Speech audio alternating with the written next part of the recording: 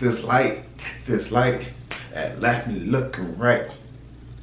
Is Roman crying? Ramen, what's wrong? Crazy curvy wavy big titties, little waist body. Crazy curvy wavy big titties, little waist body. Yada yada yada yada yada yada yada yada yada yada yada yada yada. Alright, if it's not the light, it's one thing. What up, guys? It's your boy Chris, aka Money Mitch, back with another episode of Money Mitch Show. Did you miss me? Because I miss you. Like I just said, my name is Chris, aka Money Mitch, and if you haven't already or you're new to my channel, make sure y'all go ahead and hit that subscribe button down below and subscribe to your boy channel. Make sure you share and like this video, but share it to your mama, daddy, sister, cousin, uncle, whoever. Let them know they need to be subscribed to the latest channel out here in YouTube land. You feel me? Alright, so y'all, it's Monday, which means what? It's Military Mondays, Military Mondays. Yas. Alright, okay. So, in today's topic is one that's near and dear to my heart. It's having pets in the military.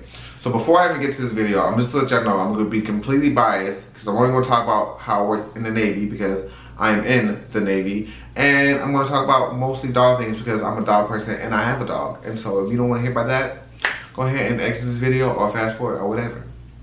Alright, so first things first. This applies to all pets. Before you get a pet in the military, please, please, please, please, please, for the love of God, think about it.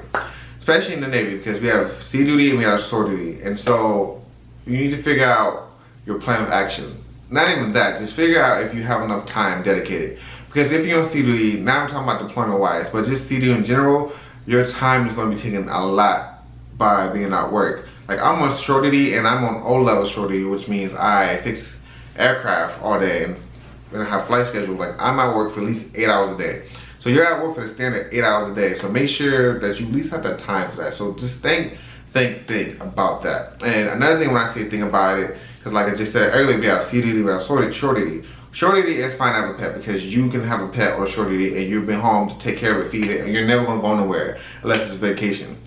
But sea duty is a whole different thing. Sea duty is when you go on deployments and decks and things like that. So on sea duty, if you're not there to take care of your dog, who's gonna take care of your poor dog or your cat or your lizard or your snake or whoever? So you really need to think about that because I know for a fact that if, like for instance, I had a dog in Japan. I had a dog in Japan, but I shared the dog with someone. And the person I shared it with was a corpsman who really didn't deploy.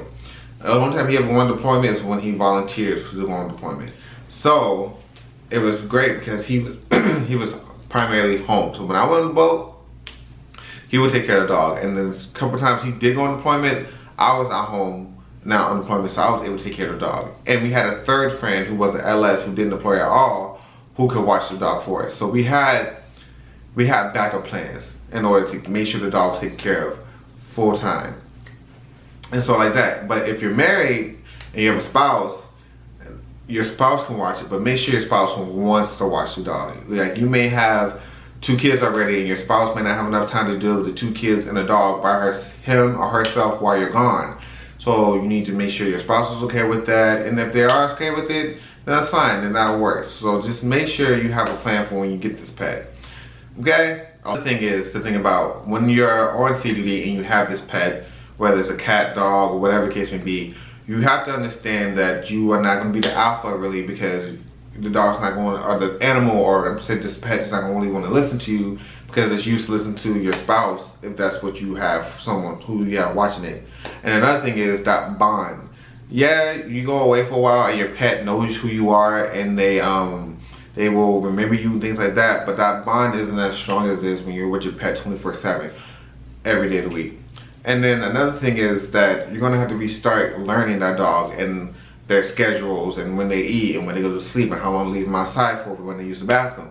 So you're gonna have to relearn that dog's like personality all over again. Cause you may like remember like you may have to go out to the boat and your dog would be like a year old and then you come back 6 months later and your dog's like almost 2 years old now and he or she may have calmed down a lot. So she's not as playful or as energetic as he or she once was. So you definitely have to relearn your dog every time you come back. Alright, so next thing I'm going to talk about, which is I think the most important thing to talk about, is PCSing with your dog. And for PCSing, if you don't know what that means, it means permanent change of station or duty station. So it's when you go from one command to the next command, or from one ship to the next ship, or whatever the case may be. It's when you transfer from one place to another. And so if you're transferring like in the States, it's pretty easily, because you can just take the dog with you in the car, or you can fly the dog. And so one of the things I've learned over my time and people that I know how PCS with animals, that Alaskan Airlines is one of the cheapest ones. It's only $100 per dog, and they're the most pet friendly dogs. So, but remember, if you have a pug, you can't fly with pugs, because pugs will die apparently, so don't do that. Another thing is, when you PCS from overseas, like say, for instance, I had a friend who transferred from Japan and now in San Diego, and they had a dog. They learned a lot last minute. They had to switch cages, because you can't have a plastic cage, it needs to be a metal cage, and things like that. Sorry. And then whenever you transfer, I mean, before you board the plane, if you take it like, especially you take a military flight, you need like your shot records for your dog. You need to have the shot records plastered on top of your dog's kennel, or animal, cat or dog kennel, in a waterproof seal thing, so that they can read it. You need to have food and water in the cage for your dog. You need to have, what else, puppy pads in there so that the dog can use the bathroom. And you can't just go to the vet and get like Benadryl or something for your dogs, because if your dog's too lethargic, they won't allow your dog to fly, because they think something's wrong with it. So your dog needs to be active, but not too active to the point that it's just a nuisance, and they won't allow it to fly. Yeah, so that's pretty much it for PCSing with dogs. Another thing is, you have to have your dogs on your page 2. So your page 2 is like your information sheet basically in the Navy. It lists all your medical things and like your dependents, aka like your kids and your spouse. And then you also need to have your dog, because the Navy will pay for your dog to fly back and forth. I think they only do one pet. Don't quote me on that, but I'm pretty sure it's one pet they pay for. And whenever you fly back and forth, like with PCSing, they will pay for that one pet. So if it's not in your page 2, then they can't put it on your ticket. So when you PCS, they buy your tickets for you. And so they can't purchase a dog ticket if you don't have your dog in your page 2, if that makes sense. So you need to make sure your dog is in your page 2. And then, yeah, because if that's not there, then you have to buy a ticket on your own, and then it could be more expensive, because you're not always, don't know where airline you're gonna fly when they buy your tickets. But if your dog's in page 2, then it's good to go.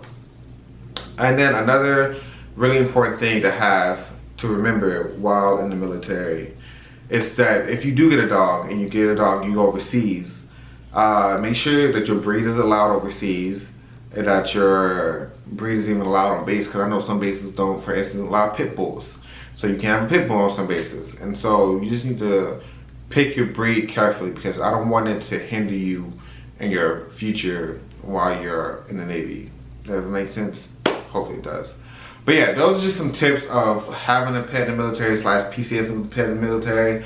Hopefully it helps somebody out there. If you have questions, leave the questions down in my comments, and I'll do my best to answer them. Not I will do my best, I will answer those questions. I got y'all. And y'all give me some more ideas for videos that y'all want me to cover in my next Military Monday video, or Workout Wednesday, or whatever videos. Just give me some video ideas down below in the comments. As always, I appreciate you guys for watching. Make sure you like, subscribe, show it to your mom, dad, sister, uncle, whoever, and bye-bye.